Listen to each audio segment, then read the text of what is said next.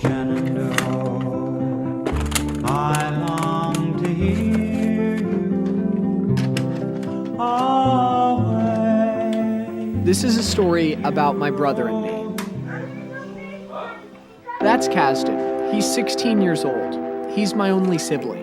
Growing up, we did everything together, but as time went on, the kind of natural divide that comes with age and school, relationships, and diverging career paths has started to get in the way. I knew I wanted to do something about it. I knew if I didn't, I'd look back and regret it. I've had this idea of making a road movie since the summer, use it as the narrative catalyst to tell our story. I thought some time on the road could do us both some good. Isaac Walton said good company in a journey makes the way seem shorter. So, after Kasdan got out of school for the break, we grabbed a couple cameras and set off looking for an adventure, the kind we'd fantasized about when we were kids.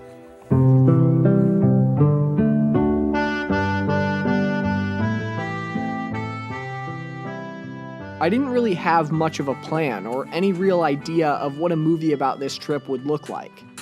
We had a couple days to go wherever we wanted before having to get back for Christmas. I wanted to spend it seeing the state, or at least see what ground we could cover in the given time. Pretty damn well, good right there. Say bye to the home.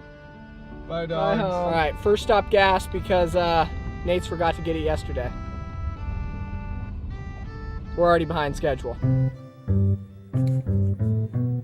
We started on the 126, then over the McKenzie Pass, and headed east. We wanted to go to a real ghost town. Growing up, we spent a lot of time on the road. When we were still involved in shooting the TV show and helping our parents during speaking circuits, for a few years there, it felt like we spent more time in hotels and airports than we did at home. One of the first real lessons travel taught me was while life goes on when you're gone, it's the closest feeling to being able to escape your problems without having to face them head on. Two boys in the open road. The road can be a beautiful distraction from the reality we leave behind. Okay, where's Shanico? When I said this was a movie about my relationship with my brother, I wasn't entirely truthful. You see, I had selfish motivations too. Since starting college a couple months ago, a cloud of uncertainty has taken up residence in my mind. I was overdue for an escape. Figured what better way to deal with this than by making an adventure movie. And that is our cue to leave. Oh, I'm a poor Shanico. The last decade of friendships for me have been one long string of failed or short-lived attempts at connecting, almost always marred by a lack of effort on my part, an inability to relate, or a string of selfish actions that erode reliability. Loser. You. Nicole. You stink. Everybody seems to hate being filmed. That was my best friend. For the time or two that wasn't true, those two faced resolutions from factors unable to be grasped before it was too late. And in the end, I'm left by myself. That is, with one exception. Through all that, my brother has always remained by my side.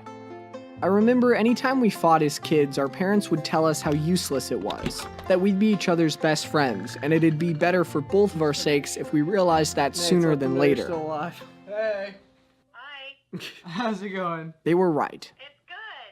it's good. Good morning, Vietnam. Get up, let's go. We were different growing up, but in the kind of way I didn't really understand until I was older. I was the loud one, the confident one, the one who could always answer the question of exactly who I wanted to be.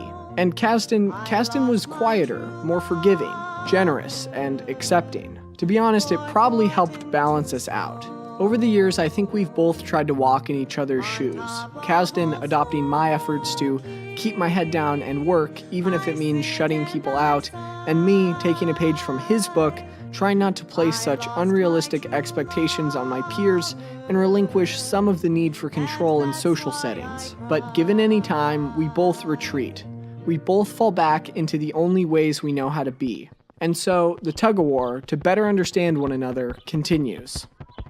Before I knew how to turn the camera on myself, my brother was my muse. We'd make movies about anything we could. I was Scorsese, Kasdan was my De Niro, and our backyard was the soundstage of our childhood. All these years later, and I'm still sticking a camera in his face. You know, it's funny. I don't know what it's like to be a parent, to have a kid of my own, but I look at Kasdan now, and this kid I've known my whole life, he doesn't seem so little anymore. He's driving now. He's almost as tall as me now. He's had 4 times as many girlfriends as me.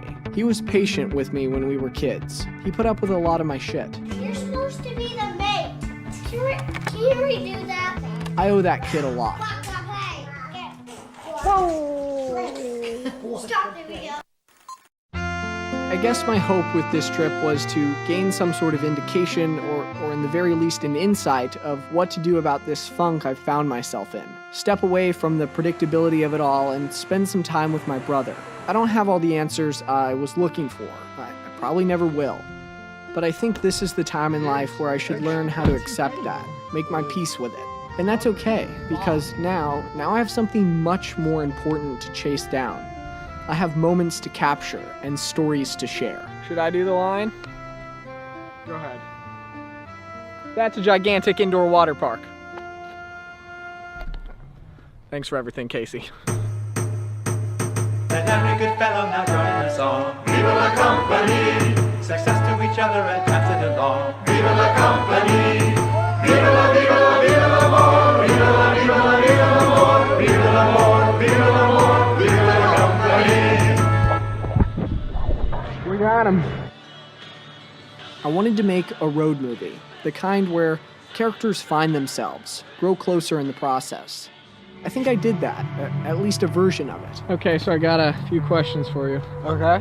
You ready? Sure. What's your name? Kasdan. Spell that. K-A-Z-D-E-N. What's your first memory?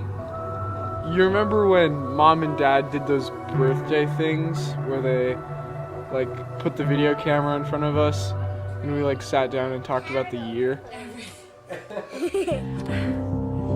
If nothing else, though, it was a reminder that this is the road, if traveled, that will lead me to do something great. Run after everything I want out of life. What's your biggest fear?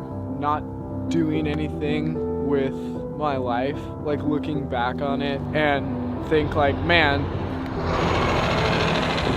I know that because it already has. Seeing that if I were anywhere else other than right here, right now, I wouldn't have this record of being 18, squaring off with the tricky bastard that is uncertainty, and looking back at my relationship with my brother.